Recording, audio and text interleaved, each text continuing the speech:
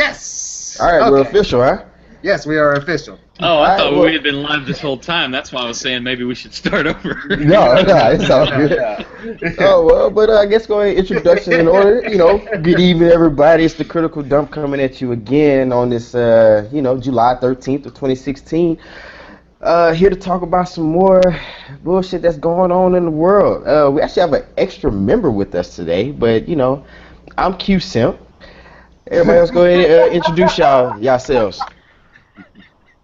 Well, I guess I'll go. Name is Eric Davila. Tracy Coe. The white guy.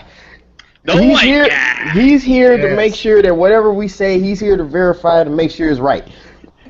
I'm the guy that gets. What was that Dave Chappelle says? It's Dave Chappelle. Have a white friend to talk to the cops. That's right. Hey, especially in this day and age, I'm gonna have to keep you.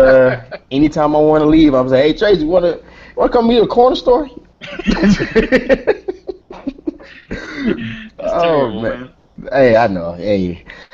Anyway, so like we said, there's a lot of stuff to talk about in a short period of time, but I think a good starting off is Bernie Sanders. What are y'all thoughts on Bernie endorsing OG Hillary? Y'all think he's afraid for his life?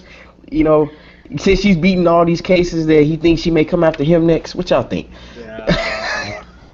No, he in particular not. It's just convenient for the Democratic Party to endorse that person. So if he wants anything to get passed and all that, then he's got to endorse them.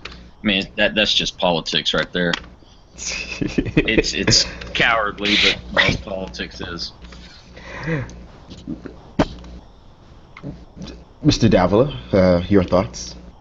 Well, it kind of depends on this. Now, if he were to go with, if he were to take Ms. Jill Stein's offer to go to the Green Party, what could potentially happen is that you have some Bernie or bust type of people out there who are just very dedicated to the movement with him. So, let's just say hypothetically, if he were to actually go over to the Green Party, he would take those voters with him. And one of the things that a lot of people are very afraid of is the momentum that Trump has brought to our country. So it could be that his motive is to try to bring over some of his supporters who are kind of on the fence about whether or not they're going to vote for Hillary or not if she becomes the nominee, which is now pretty much definite since he is now endorsing her. Mm-hmm. It could also be a situation of where he's trying to save his career because, I mean, he took on a behemoth. I mean, this is Hillary we're talking about here, so he already was kind of going in a uphill battle. But I don't imagine that Bernie would do something like that. But it's really, I'm more leaning towards the idea of him trying to do anything as possible to prevent Trump. The same way of how Elizabeth Warren was in that ballpark of just saying, hey, I'm endorsing Hillary right now. Her positions were pretty progressive, almost as much as Bernie's. But you just got to get in there. Do it. So are we seeing a classic moment of the enemy of my enemy is my friend type situation? So in that case, I don't really like Hillary like that, but I would rather her than this one, which I think that's how this race is going. It's when they say lesser of the two evils, this is like legitimate. It's like, it's one of those things. Who you want? You want this guy? Yeah, suspect. Or you want her who's suspect? So. Yeah, and it's a smart thing for Bernie to not split the party. Because if he goes off on his own tangent, I missed a little bit of what y'all said because I lost feed for a minute. But if he goes off on his own tangent, he's going to completely pull their party in half. Which obviously endorsing Hillary keeps that together. It probably pushes Trump out. Good chance that Hillary will win, and then he gets himself an administration job, keeps his retirement, gets his new administration job. And Donald gets his check for doing his job. That's it.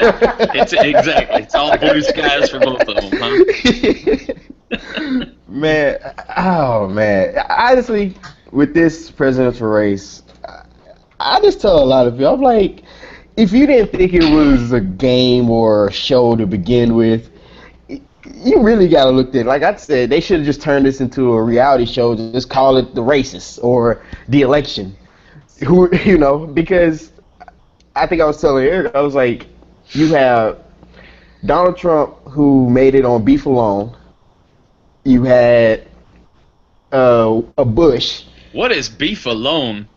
Oh, I said he got all his headway, and as far as he did, basically starting number rap beefs with all the other candidates. Because you realize, like, he had an issue with almost every other Republican candidate. Yeah. And like for the longest, he never had to say anything political. He just had to say, "Oh, well, this dude here is X, Y, Z," and then get them into a fight, and they forget what they were talking about, and make them sound crazy, and he just moves on up. Yeah, I've never seen a politician so unpolished like that. When he shushed Jeb Bush, and he's like, "No, shh." Yeah. What? He acted like he's the only one that wasn't a child in the room, Excuse me. Blew my mind. Every time I used to laugh. I used to be like, "Wow, okay." Hey, I'm still waiting for him to drop that album though. Well, oh man, but yeah, man, it's and you know me, I look at it when it comes to federal politics. That's ran by money. I think they make it seem as if your general public really doesn't have a decision, but you got to ask the question, like, if you're presenting me with my options, am I really making a decision, or are you just presenting me with A and B? You got to pick one, or don't pick it all. I don't know. This election really looks like it's, like you said, you got one guy that's independent. Maybe there's something more going on there, and then you got Hillary, that's the most entrenched politician ever running on a platform against entrenched politicians, which is strange. But previous to this, you've had some candidates come in that weren't necessarily just bought and paid for type candidates. So it's not like it's always that way, but here lately it seems like it's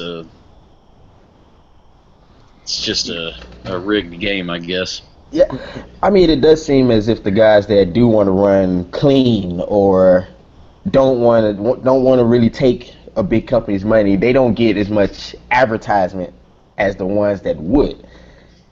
Unless I'm just overanalyzing that, but that's what it seems. No, and they all take money from both sides. I mean, every person that's pro-bank, anti-bank, whatever, they're all taking money from bankers. And every company's smart to contribute to both parties just in case. I mean, it's sadly makes sense. Yeah. Oh, well, I mean, that always happens. You fund both sides, you can't lose. Yeah, exactly. But if you really go back where all the politics and everything started getting corrupted was when lobbyists started getting involved in Congress. Interesting enough, they're called lobbyists because they'd meet them in the lobby and then petition them for their thing and pay them off and that kind of thing. Yeah, but you get that. Prior to that, it was actually elected officials. I mean, they weren't involved in how to make more money and that kind of thing. Well, I'm sure there were always that element, but it wasn't as corrupted as it is now, where you have a huge lobby of several different industries that are driving these candidates. Oh yeah, meet in that lobby and get that envelope with no name and say, "Thank you for your services." You know what this is for. Yeah. Yeah, I mean, it's been here lately, just clear corruption. Like, hey, you broke the law in the following 9 or 10 different ways, very clearly. All right, no charges. Hey, man. Okay. Hey, classism at its best, man. If you got what they said, golden rule, you got the gold, you make the rules. That's just how it go. Yeah, you ever heard that thing Chris Rock said about OJ? Which one?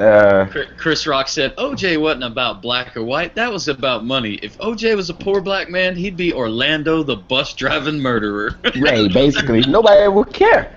But I think, when you think about it, see, I mean, you look at it like, for instance, last year when they had all the incidents with the NFL players, they were like, oh, well, domestic violence and this and that, blah, blah, blah. But it was like, well, we're going to go after them because, they're ball players and we can get more headway versus it being Eric who lives in Beaumont. So. Yeah. Where was the person? What else has been going on lately? We already know, I don't know if y'all want to talk about the whole, Black Lives Matter in Dallas, Dallas situation and cop situations. Well, I'm Hey, pretty man, sure we can't shy away from any topic. Hey, we can throw it out there. All right, go for All it. right, thoughts then. Y'all go ahead.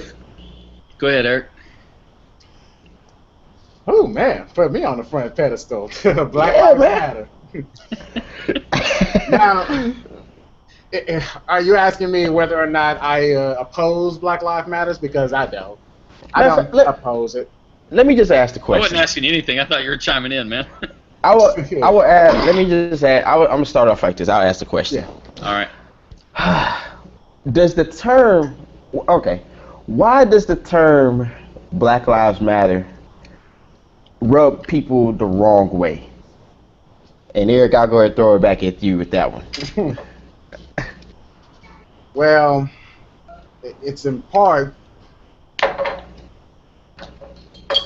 and for some people, it's a matter of perspective and representation of that group, because you have people who identify under that label who have actually done some extreme activities under that line, and you can sort of compare it to feminists, whom I actually am totally okay with feminist, but I hate it whenever a person uses that label to manipulate, and by manipulate I mean to gain special privileges as opposed to their male counterparts. So in other words, gain special rights that the males don't necessarily have. So for Black Lives Matter, I support their movement. I like who they are. It's just a matter of representation. They need some proper representation of their group, and there's not really a front runner for it. It's a kind of a convoluted group with a number of ideals of people who support Black Lives Matter, but there's no real leadership in Black Lives Matter. It's more of a concept. Okay. And so, what you think? Go ahead. Oh, you on me? Mr. Tracy, what you got? Oh, all right. Go ahead, Mr. Cole. Well, I want to add what you said there about the leadership thing. You're right about Black Lives Matter movement or group or whatever not really having a strong central leadership, and that's oddly kind of a running theme ever since Martin Luther King. Martin Luther King, they had leadership in the civil rights movement, and then after him it kind of has become a hodgepodge of one or two, but there's not really been a strong central leadership in any of these movements. Anyway, that was just a side thought. But the Black Lives Matter thing, like you said, the movement obviously has some people that are hijacking it for different things, some people that are honest in their intentions and that kind of thing. So to say the whole group's one way or the other is kind of off. But the reason that the Black Lives Matter itself sounds like a controversial thing is the language of it is exclusionary. So kind of like if I had a White Lives Matter group, and that implies that all other ones don't. And so people came with the response that all lives matter, and that was seen as racist because, well, I don't really know why. If you're saying all lives matter, you're saying, hey, Black Lives Matter, also all the rest of us do too. You're making the language inclusive of everyone. But the people are very pissed off about the Black Lives Matter movement. Black Lives Matter. A lot of them are pissed off about the All Lives Matter and calling that racist just to say All Lives Matter. Okay, I get. All right, I'll weigh in on that one. When and I get a lot of people where they find it confusing, but of course, no one is going to say that all lives do not matter. Honestly, I think that's implied anyway. Of course, everyone does matter. Of course, I can't say that I'm the only one. But at the time, it seemed, or at this time, it seems as if one set does not matter as much as the other. So that's where the idea of Black Lives Matter came out. And sometimes, and what happens is that, if you sit there and say, okay, Black Lives Matter, and then someone says, oh, all lives matter, it comes off as more dismissive, as in like, I see what you're saying, but yeah, we all matter anyway as well, even though I know we all matter. Yeah, but I'm just going to downplay what you're saying. I think a better way to phrase it would be black people are humans too, kind of thing, because that's what Black Lives Matter is trying to say. Yeah. You know what I mean? But when someone's approached with that, like if you're not a racist person, you're approached with someone saying this particular group matters, or we're going to try to advance this particular group, that's very racist from the get-go. I mean, if I came to you and said, hey, man, we're going to have an advancement for white people group, are you in? Well, no, I'm not in. Well, one, I would say, aren't y'all already advanced to a position? But I mean, it's one of those things, and I would tell anybody who is confused by it, or now, yes, you do have people who try to do it, and like you said, only try to take advantage of the situation or capitalize on something. Yeah, I get that. Of course. But you also have to sit there and say, okay, yeah, we're going to have those people. You're going to have people do it for wrong reasons or no reason whatsoever. Sure. But the idea, I think, is solid, because I would look at it as, how's the best way to word this? But like, it's confusing to a lot because a lot of people be like, well, you're saying that everyone else does it. I was like, no, I didn't. Okay, if you implied it, okay, maybe I should have said all Black Lives Matter as well, too, also, whichever one, okay. But with what's going on and what it is happening, I think some people just have to actually kind of take a step back and just kind of, because I would say, in my opinion, true intelligence is seeing all forms of the equation, all sides of the story. Sure. Or seeing like, okay, maybe they keep saying it, maybe there's something there that I'm just not seeing, because one, I probably never had to worry about it, never had a problem, but maybe someone is having that particular problem that I may even just need to take a look at. That's the only thing I would tell anybody, and to be dismissive at times also angers people a lot. It's like if you were to come to me and you would tell me, hey, man, I really got this problem with my old lady, I don't know what to do. And I'm like, oh, man, fool you on that, man. There's women everywhere. Like, well, I'm talking about this woman in particular, though. I'm worried about her. I need help with this. Nah, don't worry about that, man. And you'd be like, okay, fine, whatever. So, I mean, it's probably not the best example, but that's how being dismissive can, because in the end, it's frustrating on both sides, because one side may not totally understand, the other side is like, hey, man, we're speaking, we're trying to get a point across, but you're not hearing me or understanding what I'm stating. And that's the frustrating thing to me. We get to, like, we're having this discussion now about, is Black Lives Matter, all lives matter, which one's the proper terminology and everything else. We haven't gotten to the root of the problem. People are killing each other. How do we fix that? Nobody's talking about how to solve that problem. And really, one of the big things is we slice types of people getting killed into different groups, and say, okay, well, black people or poor people or white people in this area, whatever, are being killed, but we don't just look at it as just a human condition. Why are people killing each other? And to slice off we try to get groups that we can look to as an enemy, like the police or whatever else, and to get to the point where this entire community is mad at all policemen for the acts of a few that made it on tape. I mean, it's It's crazy. Yeah, I think it's in this day and age with technology, you get to see it a lot more. Yes.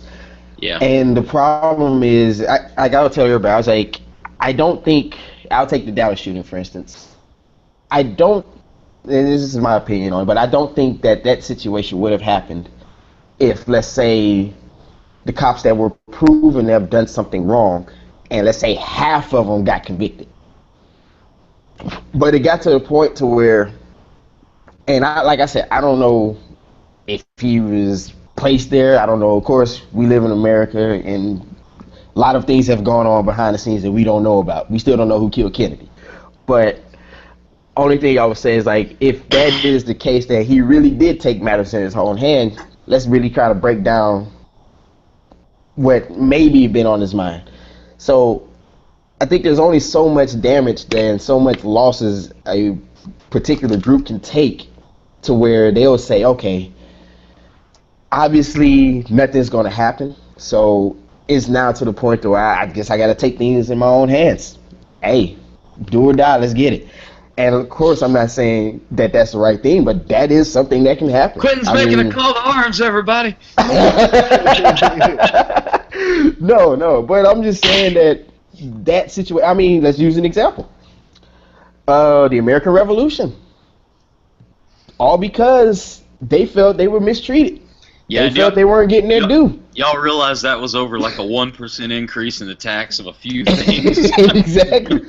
But I mean, things every time when a particular group doesn't feel as if they are being heard and it's going on for prolonged times, violence does come right after, because then people get to the point where they say, okay, people understand violence, they may understand my words, but they understand me reacting.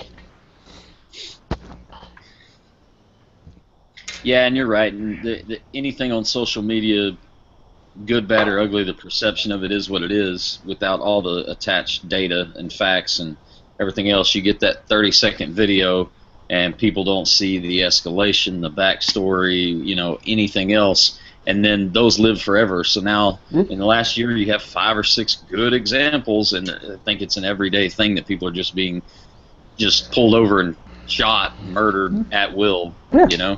So with that being said, should that happen? The video part, or should it ever happen? Should it ever happen? Should there be a situation where you or I are pulled over, and since let's just say we had a bad, because I mean, let's go all human conditions out there. Let's say you or I had a bad day. So you're already upset, you're trying to get home, and now you got pulled over. You probably did do something wrong, or you don't know if you did do anything wrong. Especially if you didn't do anything wrong, you're really frustrated because you're like, what does he want? So now, yeah, the officer comes to you, and you may not be nice to him. You may be a little rude, or even people get caught doing wrong, they're still a little rude. Think about when you were a kid. You weren't happy when you got punished or got reprimanded for any reason. So you made a little attitude. But the question is, does that warrant any death sentence? I was like, are we now into a situation where Judge Dredd is walking the streets now? Well, to view it in such a simplistic way, I would say no. These situations sort of escalate. And it's such a complicated matter, from the unnecessary shooting. What is it, Minnesota, that event actually happened? You had Minnesota, and you had Baton Rouge so far. I say that. So far. Just saying, man, I don't know. Apparently, that's the only two. And I mean, from the reports that came out, it was an unnecessary situation. At least the account that was given to us was that the officer was told that the gentleman had a firearm on him, but he still shot him anyway while he was trying to reach for his wallet. So in that particular case, it was unnecessary. I would like to know still why the officer decided to pull his arm on him. It still doesn't negate from the fact that he shot him, though, and it was still unnecessary, especially when if it was true, he told you then Oh, how else was he supposed to present you with his wallet? Like, Yeah, we're really gonna need to see the officer's body cam on that one to know what exactly happened there. well, He had if one, right? I don't know, I don't know but if he did either. it was funny that did you hear the? Of course, I think I brought it up at one point, but the actual dispatch call. Did you ever get to listen to that? Yeah. And okay, so just to paraphrase, he stated that he was pulling him over because he fit a description based on his wide nose set. I was like, that he just named hundreds of thousands of millions of people with those features. Like, what is he talking about? So, Yeah, that was like when I heard that, I was like, I know what he's trying to do. He's trying to describe the way the guy looks, and he doesn't have words for it. But he just used one of the most terrible ways to describe someone. Yeah, because based on that was profiling, correct? Well, I mean, he's saying he fit the same description. The guy is this color, has a wide nose. It'd be like saying a white guy with a Jewish nose. Really racist sounding, but he's trying to describe the guy, you know? I mean, but it makes sense, but it sounds terrible when you just hear he pulled him over because he had a wide nose, you know? And then the question I also have, because then I read another story. I don't know if you could pull up that story or not about what he stated that the reason he shot was because of the fear of the gun that he had. But I would have to ask the question, like, unless he's a sociopath, this guy, and based on how other people describe him, I don't know if that's true. That wouldn't be true.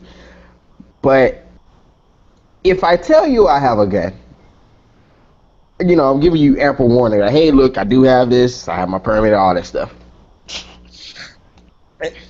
But he still have a fear of it, and even though that's not what he was going for, and he shot, wouldn't he still be in the wrong? yeah, he would be. Yeah, it depends on whether or not he told him to freeze, or that's what I'm saying. We don't have that part of the camera, but if he said, I have a gun, okay, great, leave your hands up. Well, I'm going to get my ID. Leave your hands up, I'm going to get my ID. That would make sense. But if he just said, okay, identify yourself, and the guy reaches for his wallet, and he pop, well, then, that's not good. I mean, but yeah, that's but according to the story that the witness stated, was he asked for him to reach for his wallet or to get his identification. And you know, most men, they either keep it on their back pocket. Most older guys keep it in their front pocket, but you know, most people keep their wallet in the back pocket or the glove box. Wait, say that again? Did you say most poor guys keep it in their front pocket? No, most older guys. Oh. Poor guy, I wouldn't know. That's what I was wondering. I was like, I have never noticed that. No, but I mean, so the thing is now if you're having these guys, I keep mine in the front. That's what I was asking. Yeah, but I'm just. So you fit that description. I'm so an old man. I'm afraid of shooting myself. But I mean, I'm just asking. I'm like, during a general traffic stop, that should not happen. And in that situation, and it really frustrates you when you always have people who like, well, he should have did this or he shouldn't have did. And I'm like, I was like, now you're trying to make excuses that still do not warrant you to be shot at and killed. Okay, if I resist arrest, depends on the situation, because technically it's not against the law to resist an unlawful arrest. Of course, that's going to be subjective based on whoever's listening. But my thing is we're now holding, and of course, like I said, it's not all cops, but I do call out the ones that don't want to even call out the ones that they know fit this description. You know, your guys who are out there to start trouble, you guys who are out there to say, oh, I am the law, therefore, if you don't listen to me, it's going to be dire consequences for you. Yeah, and there are those guys out there. Yeah, and so those guys don't need to be out there because they're just as dangerous, if not more. Yeah, you know, you get that in the military too, where some people are there really to protect people and serve, and then you got other guys that it's just kind of this is a way to get power. And I've seen a few police officers that way too. We need to do a better job for screening that for sure, but at the same time, the great majority of them are not that guy. So No, it's But that's why I put. That's why I also put in as one that said, because you also have, for instance, being a military guy, there is a certain code in some senses. I think it's a little bit maybe a little bit more loose in the military. You know, my dad's Air Force, so I only know a little bit about it. But if you know a dude did something wrong, you got to report that man, regardless of what the consequences may be. But it seems as if there's a code that, hey, even if Joe gets caught doing something wrong, you say nothing. Yeah, there This is. is the story. Yeah, you can't. Well, no, it's worse side things, but it's like classified information. If you lose it negligently, like you're walking down the street and one of them blows out of your hand, total negligence with no intention, you're guilty of that. If you do it carelessly or whatever, it doesn't matter. If it's breached due to you, you're guilty of this crime, which is the amazing thing about the Hillary thing. But at the same time, if I know someone else did it, and they didn't report it, or if you don't report it, you're in the same boat. And that's what blows everybody in the military is losing their minds over this FBI announcement, because they're like, yeah, you did all these things that you will be charged for in the military. Now there's no crime. Yeah, it is a crime. I mean, she did rob a bank. She did use a pistol. She did use a getaway car. She did resist arrest. She did lie under oath. Yeah, there's no charges. It's just Nah, she's good to go. We forgot who we were talking about. Or no, let's use his exact words. We're not saying that in any other case that this person won't get charges. We're just saying in this case, he's not going to jail. All right. Hey, can you guys hear this video? I don't know necessarily, because you were asking about this earlier. I don't know. Go ahead, play it and see. By the way, this woman is the calmest woman I've ever seen. Seeing someone that she knows get shot. That's so strange. I'm not hearing it. No, it's not playing. You know. Okay. I might have to figure out another way to do it. That's all right. That's all right. We'll work on it. If you got your microphone, you could probably just play the noise on your computer and we could hear it. I don't have a speaker on here to where the microphone can actually pick up on it. So. Can you hear it in your headphones? I can. If you take your headphones out, it'll probably play over your speaker. Oh, you're saying you don't have a speaker? Yeah, he had that. So, all right, we'll work on that. But I mean, that's my biggest pet peeve is that. And look, if you know you got a cowboy amongst your ranks, this man should not be protected. He should know that, hey, if I get out here and I do something stupid, I'm going down for it. For instance, the Eric Garner situation. If I go and I choke a man out illegally. Oh, it didn't choke him out. And he choked him out. It was like Hulk Hogan choking this man out. All right. Let me go over this. As a military person who has done the whole hand-to-hand instructor thing, and I'm not Billy Badass by any means, but I've done hand-to-hand instructor course, and when we did level 1 before they stopped allowing this because apparently we weren't supposed to do it. But anyway, we did the level 1 course, and then later in the level 2 course they show you these different choke holds. Well, in the level 1 instructor course, we did a choke out where you choke someone out until they pass out. It's a blood choke, not an air choke. Okay? Yeah. A blood choke, you pass out quickly. 2-3 seconds, you're out. Okay? Yeah. And you have major damage after just a few seconds. Well, yeah. Okay. An air choke takes a long time, and you can't. It's basically you don't get enough air into your lungs to get into your bloodstream, and then eventually you pass out. A blood choke just stops the blood that's in your body from going to your brain. So if you're blood choked, you pass out pretty quick. If you're air choked, it takes a while, but you can't talk while you're doing it.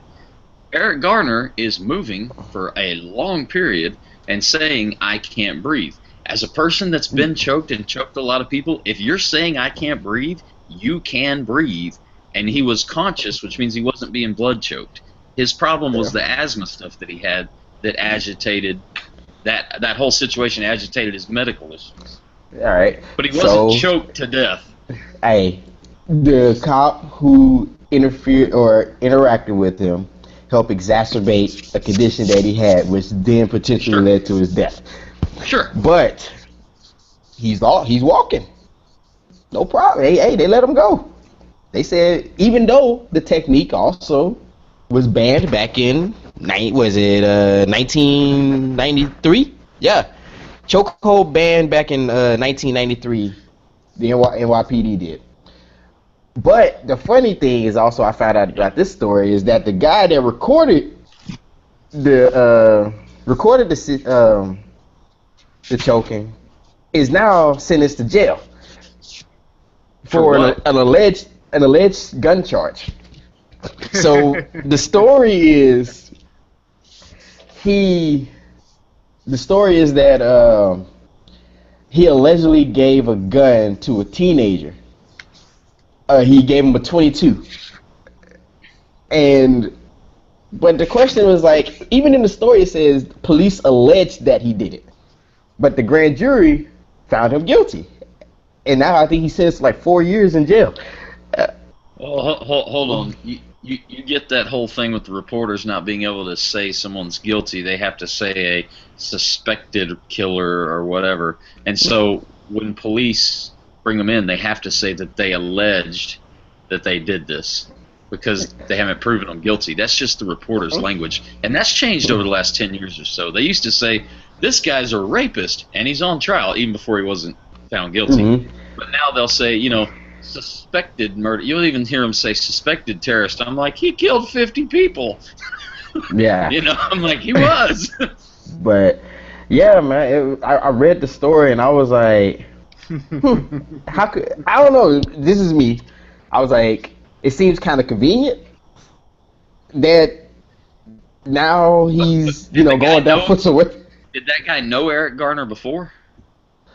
I don't know. I don't know if that was stated or not, but I know that'd be an interesting tidbit. That would be something to research and find out. But let's see. Witness Ramsey order has regrets 1 year later. So I'll see if I can find that. I'm gonna find that story and send it to you, Eric. But y'all go ahead, keep talking. Of all these police brutality things, the ones that get me, or the thing that gets me, is the ones that, once the facts come out, look the most justified, get blown way out of proportion. But the ones that you see that you're like, holy crap, that was a straight abuse of power, they don't get hardly any press. Like this one that just came out where the guy's got the female up against the ATM and she's in handcuffs behind her back and he's punching her in the chest and she falls over. Why is that is a way bigger abuse than some of these other ones that we're reporting. I think it's a part of it. I would say that is a part of the situation. I actually think I shared that one on Facebook. And I know a lot of people will be like, well, what about the abuse against, whites and things like that? And I'm like, I'm not saying that doesn't exist. And I'm not saying that the numbers aren't higher, but when you look at the numbers based on the overall population, a lot more is happening to us. I'm not saying whites don't have the drama as well, but the fact that we make up only 13%, but 13% of the total population, but then we make up 24% of all the killings. That's a big number compared to the overall. Yeah. But the thing is when you try to convey that information to people, because I actually tried to talk to a guy about it, and he told me, I don't go by statistics. I was like, but they're numbers. I was confused. I was like, hey, did you see that report from that Harvard economist? Okay, so there's a black professor at Harvard that has a doctorate in economics, and he did a research paper on the per capita stops between blacks and whites when they interact with cops. Yeah. And he studied, God only knows how many films, but he said on a out of 10,000 basis, these interactions showed that officers were more likely, it was like 18% or 24% on all these categories, but they were about 18 to 24% more likely to use physical force of some sort, like push or shove or arrest or something like that, blacks than whites. But when it came to shooting, there was no deviation. Yeah. Okay. That's crazy. So I'll ask this question. You is the lone white guy on the panel today. Ask a white guy. why when this information does come out, and let's say we try to speak to white counterparts and try to say, hey, look, there is a difference. You know, it may be slight, but there's a difference. Why is it that that's met with so much pushback? And instead of actually going to look into the information objectively, they will try to find a reason to tell you you're wrong. I think because your average white person is taught to just listen to the cop and fight it out in the court if they're wrong. And so from speaking for millions of people apparently. Yep, you're on trial right, man. So, I know, man. He says to my mom always told me, you're in trouble if you fight or argue with them. Okay, no problem. And I like when I was younger, I'd get pulled over all the time and just for being out late or whatever else, and there's no problem. Talk respectful, give them your ID, that kind of stuff. Do I think that's a little bit of a violation of a liberty that you shouldn't have to do those things? Yeah, but it's an understandable point that we've come to, I think. But anyway, I think the reason that people reject those numbers is they immediately put themselves in that situation and they go, we shouldn't argue with him. And they don't understand, A, the backdrop that the officer's coming from that day, the backdrop of what that person was going through that day, how that person was raised, and other factors like these two people meeting in the same situation in this neighborhood probably wouldn't be a big deal. But this cop just came from a shooting where a guy was with this group of friends. He may think he's similar to him, and it's late at night. There's a bunch of his other friends there. The cop's nervous. This guy's pissed off because he just broke up with his girlfriend. I mean, all those things are factors. But I think for the great majority of white people, they just go, well, when I interact with a cop, I just don't argue and yell and fight. I mean, they're not going to drag you out unless you're resisting them. So kind of that. And I give this example. If I'm on my front porch and the police roll up with a bunch of SWAT vehicles, jump out and shoot my brother who's sitting next to me and he dies, my first thought is not that they've done something wrong. I'm thinking he must have done something. See? And that really is. But I wonder how many people look at it as, well, I've never been in that situation. And so they immediately assume, well, they must have caused their own trouble by the way they acted. It may not be true, but they may think that. See, go ahead, Eric. You got anything on this? Yeah. I think as a different way of if I were a white person, if somebody were to tell me that statistically, if I were white, if I were white, if statistically speaking, blacks were getting slaughtered, for lack of a better word, a lot more than whites, I would feel as though that there is some, based on the way that I would be raised in a system, as a social construct, we are raised to believe in the system as it is, that it's perfect. Yeah, we are. So I gotta take a step back and say that, oh, well, there's something wrong, and it's because of the color of my skin, or it may be in part because of the color of my skin. I mean, that's a very big realization to come to. So I don't think that a lot of people would really know how to handle that situation. Like, oh, because I'm white, I'm privileged. Like, oh man, you bullshitting. Nah, it ain't like that. You just out of your mind. Yeah. See, and I get that, because if you grew up in that system, you're oblivious to things that's going on around you. Honestly, it happens a lot. But I will also tell somebody would say, well, yes, it does work for you, and yeah, if it's going well for you, then of course you will view it as almost nearly perfect. But you then have to also put yourself in another person's shoes. And then, of course, when you talk about privilege, they're automatically assuming, well, I don't have the big house or things. Like, no, it's not that. I was like, actually, one of the privileges is the fact that you don't have to worry about what goes on with other social groups. You just worry about yourself for the most part. The privilege is you can go to some places, well, most places, continental U.S., and not be looked at a different way unless you're dressed in rags going to a rich part. But go home, throw on a suit, you'll fit right in. So I think even when we try to talk about privilege, a lot of people even don't understand that. They think privilege means financially privileged. It's like, no, it's not the case. When you go to a bank, you have a greater chance of getting the loan than someone that may look like me, unless, I'm on point. There are situations where you don't have to have a bachelor's to get a well-paying job, but if I have a bachelor's, I still may make less money than you do. So these things do happen, but I think a lot of people aren't even inclined to even look at it, because I take myself for instance. When someone tells me some information, unless it just sounds like really crazy, like, oh man, I saw a dragon the other day. I'm like, oh, on a game? No, real life. Oh, I told you that was real, Quentin. Okay, yeah, but if you were to sit there and say, hey man, this situation is happening right now, instead of saying, oh man, you're full of it, I'd be like, all right, I'll go look it up. Let me take a look at it.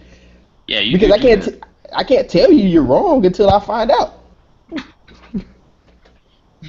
Yeah, it'd be interesting to do a social experiment. Have you ever done something like that where you've been certain places dressed nice and then come back dressed differently, and you see how people react differently to you?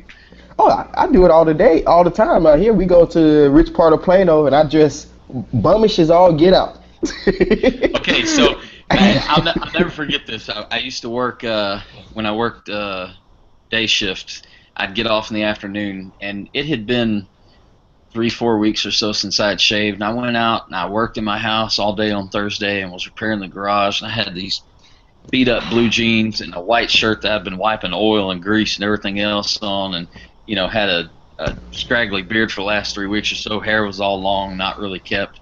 And I walked into Target, and I realized people were looking at me really strange, and I didn't think anything of it because I lived right there in McKinney, right by that Target, and used to go in there all the time.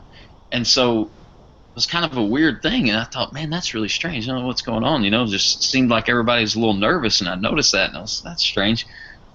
Then a little while later, I had, drill duty, so the next day I had shaved, got my hair cut, I was showered, and I was clean pressed in my military uniform, totally different.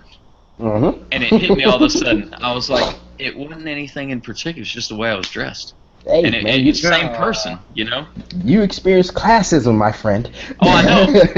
I know, but what I'm saying is, I think if you were always the well-dressed person in your own area, you wouldn't know a difference. You wouldn't. Mm-mm. And I think that's the point you were getting at, is that if you had never experienced that, you wouldn't know that. So part of the problem about us people in general not having a dialogue is you don't know what the other person has ever experienced. And so it's very easy to just assume it's complete crap.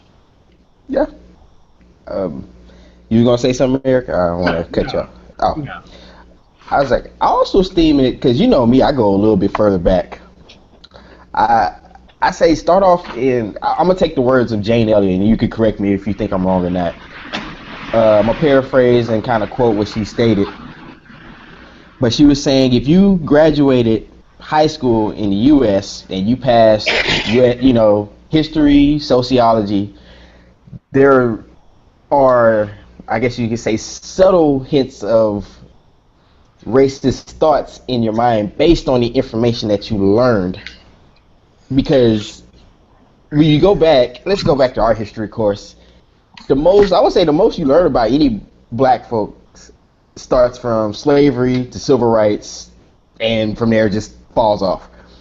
And then Mexicans, the most you learn was you fought them during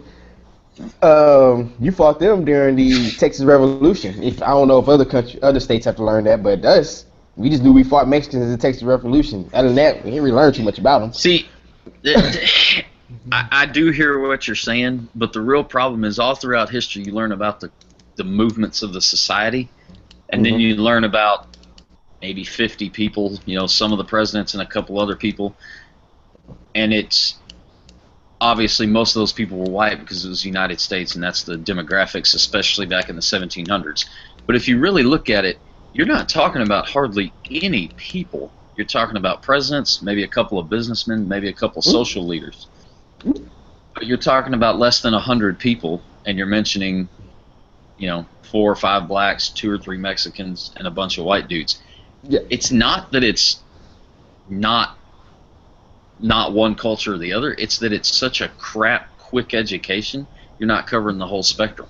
Yeah, because I'm about to pull it up next time. I forgot, but she was stating how there was an instance when her granddaughter was in class, and they were teaching her about a period during the, I say, Spanish-American War, and they talked about a point where these Native Americans slaughtered the entire, establishment or whatever.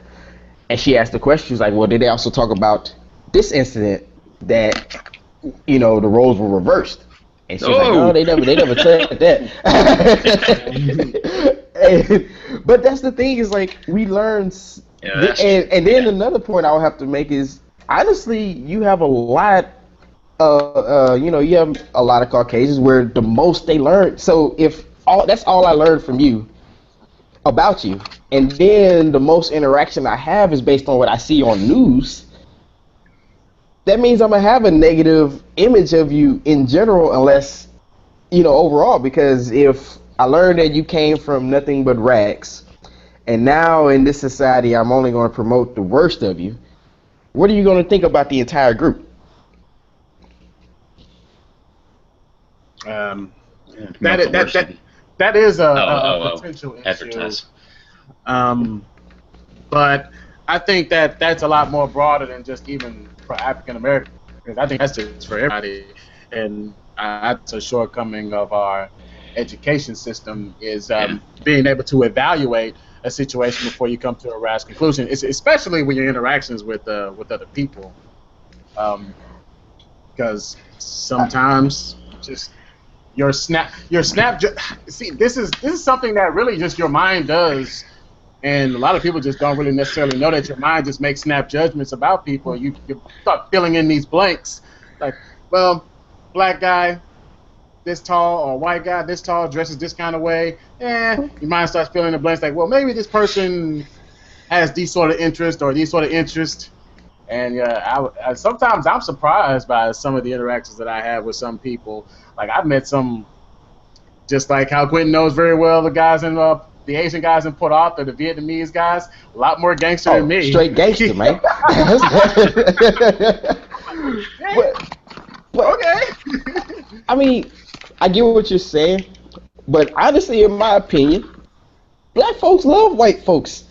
It's almost to a dangerous point, because you have so what I mean by that is you have so many black people who hang their everything on what white people do, white people say, what products they have. I mean, but it's a reality though, because I'm like, you have a lot of them who they'll go out of their way to buy Gucci stuff. I have to buy this, or I have to have this product, or Why is Gucci a white people thing, man? That's Italian. It is though. But I was saying, he's. But think about this though. As a black person, you made it when you move away from your own into the white neighborhoods. You made it. You've reached the pinnacle of everything. You've made it if you can go to the Harvards. Or it's even Texas. We'll just take that. If I can get into that school, that would be great. But if I go to Hampton, I guess. That's true for white people too, though. So that's true for white people too. Oh yeah. The difference is that we don't see it as joining the white people. We see it as getting out of our class. That makes sense. Yeah, and I get it, but I think I told you this before when we sat down and talked. I was like, classism, racism always look like retarded cousins, because they can look very similar. You're absolutely right.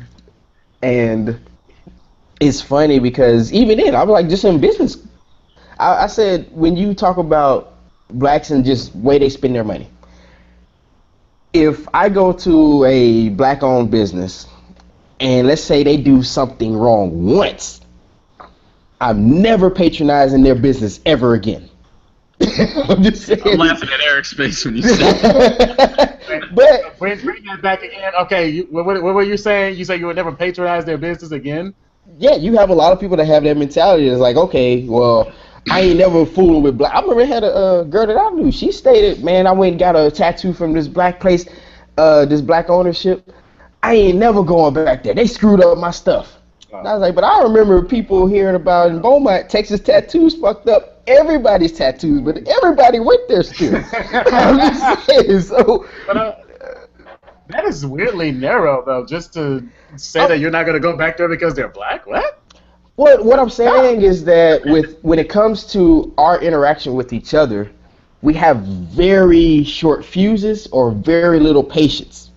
So, I mean, think about like how many times have we just got rid of relationships, but then there's other ones where we, like, for instance, I'll use this example. For instance, let's say a black bank, and the first thing you hear is, oh, they have poor customer service.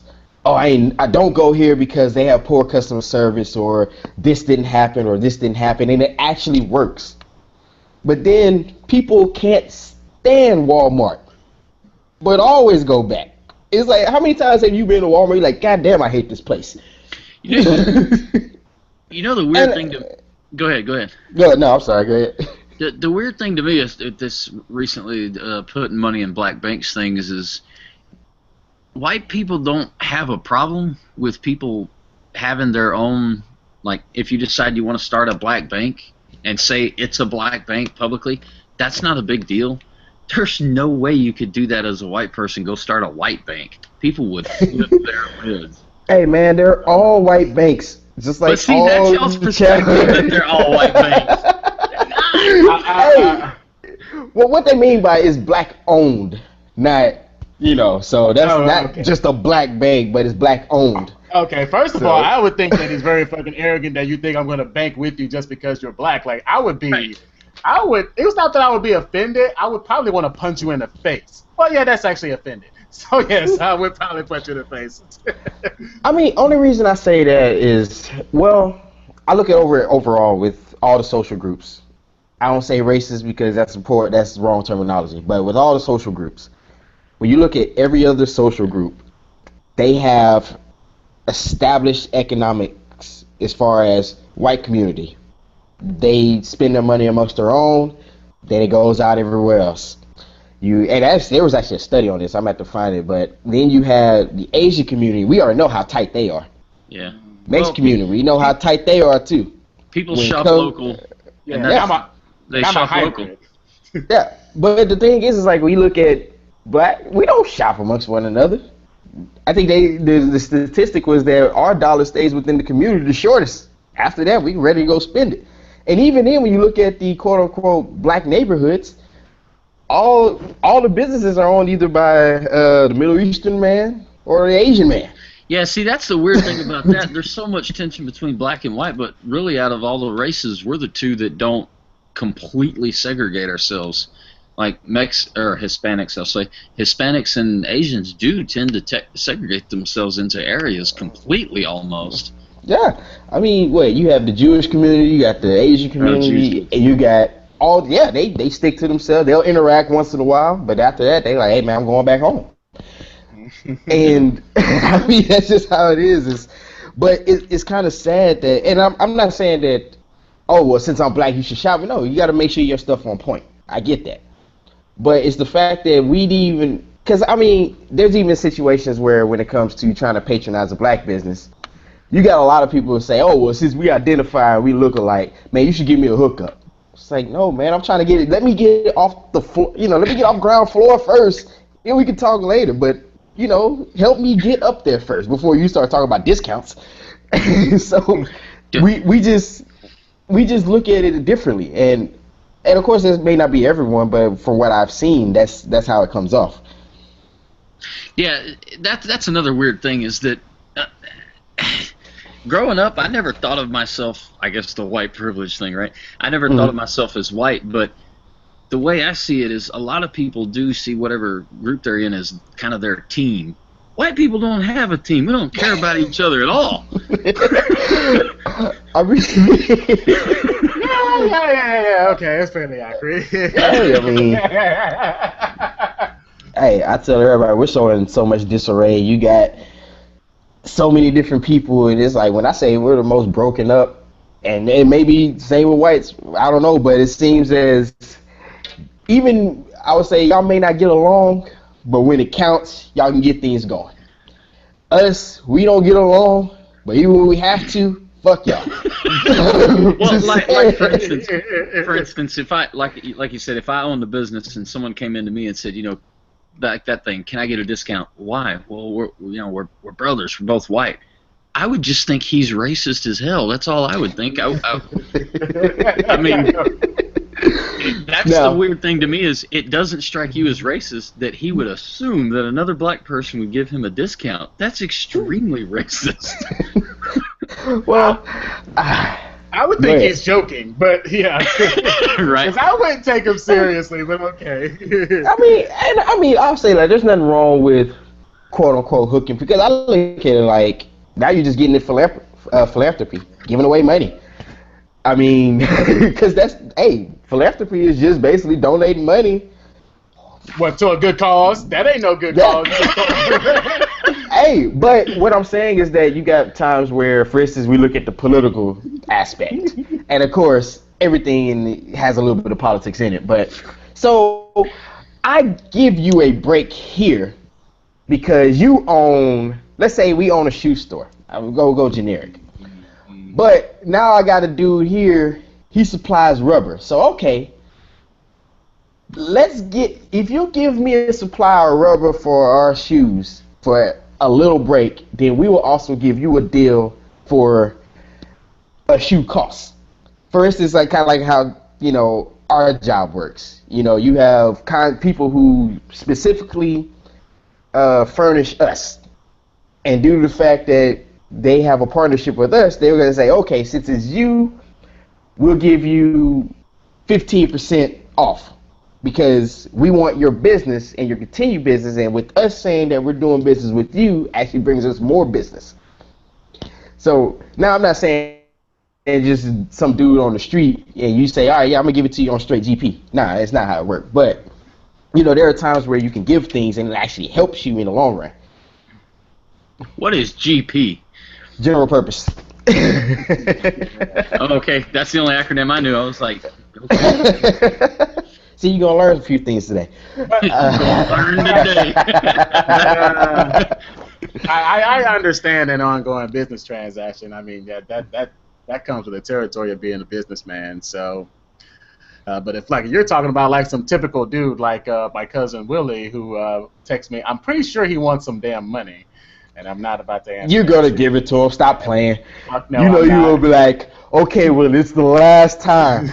Even though I said this 20 times ago, but it's the last time. I mean it this time.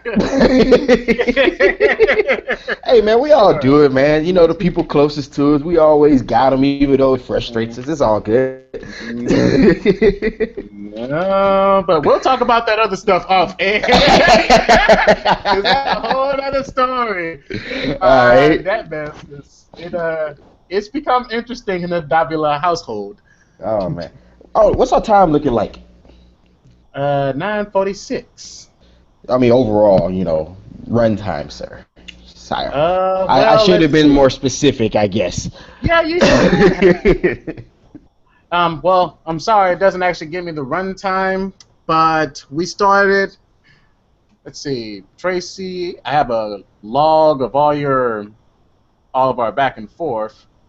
Oh, you got all the transcripts. Yeah, don't say anything incriminating. No. We started at approximately 8:40. Yeah, somewhere in there. That's what I look at. All right.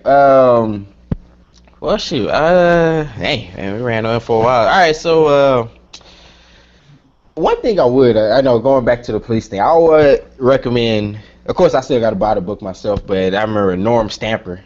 He was an old Seattle police chief, and he kind of talked about a bunch of things that went on within the police force.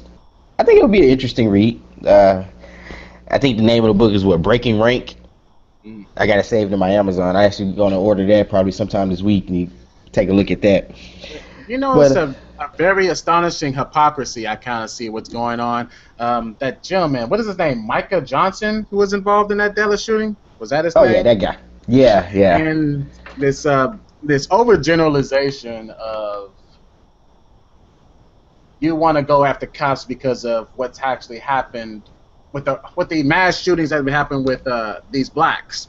Mm-hmm. So you are angry that cops have been going after blacks because they're blacks for various reasons or whatever. But what matters is that they're black. But you did the same thing in reverse, and you went Yeah. after, especially some innocent cops. So it's like it's really kind of hypocritical. Hey, man. You did the same thing that they did. but just- America is built on hypocrisy and contradictions. Did you not get that memo? I thought I sent that. I'm not sure I would agree with that statement. I would. It's always okay on one side, but not as much on the other. I mean, it's pretty much like that. It's okay for us to attack anyone, but if they do it to us, that's bad. It's okay for, you know. Oh, man. I was about to say something. I mean, there's a bunch. For instance, with Hillary, it's okay to break the law. Break the law depending on who I am. All right. And not exactly if We're you're drafting not a team, me. and Hillary's not on it. All right. So, I mean, hypocrisy always runs rampant in, our society or community. A lot of people, that's why I said it goes back to a lot of us never look on both sides. So, but then again, it also goes back to what I was saying. Yeah, it was hypocritical, but I get it. I'm not saying I agree, but I get what happened because it's the same situation as if, okay, my wife caught me cheating on her multiple times. She said, okay, fine, I'll just do it to him. We both did wrong, so in the end, hey, but she felt that by doing that, even the playing field, or she felt short-term satisfaction then. Hey, I don't want to look at you while a mirror is flinging right into your face because you're probably looking at your wife right now. Are you looking at your wife right now? No. No, you can't have it. You can have some. That's a good boy, Quentin. Hey, now. Hey, I'm the king of this house, goddammit. I lost your feed, Quentin. Where'd you go? Where really? I got it. Anyways, Lisa. Where's Lisa at? She is back over here. Alicia, you want to come say hi to the internet world? She said, "Screw you, Eric, and everything you stand for." No, say hi, Eric. Hi. Oh, Wait, say hi to Eric. Did she say screw me? Is that what happened? No, see, you're cool. No. You're the white guy. You're the pass. That's No, racist. man. That is so Hey. racist. Right. Hey, man. Tell me how to do the taste. Really? You know I'm mad about Anyway, so what y'all got to say in closing, man? Y'all got any closing remarks? Y'all want to? Damon is not sweet. Shoot. I think it's sad that when people see a video of 5 or 6 different incidents that they see themselves as a certain team or a certain person and assume that, like you said, they need to go strike back because the great majority of Americans do not see any other races as a certain team. We're just people, and that's how we should be viewed. And if we would all just step back for a second and not put ourselves into these pockets of a group or team that has to fight against the other ones and just be Americans, then maybe we could move forward and actually make some progress with race relations. Mr. Davo. I would agree with them. I think that people really do try to hold us. I mean, the only thing you can really ask for them is just try to act on what they believe in, and for some people they truly do believe that that black people have been wronged, and they have a right to believe that. Sure. Now, in some extreme instances, though, I think that sometimes we conflate all of these situations as though there's some an interaction between a white cop and a black cop. Sometimes you have situations where people will cry wolf and say, well, this dude did this because I'm black. Like, nah.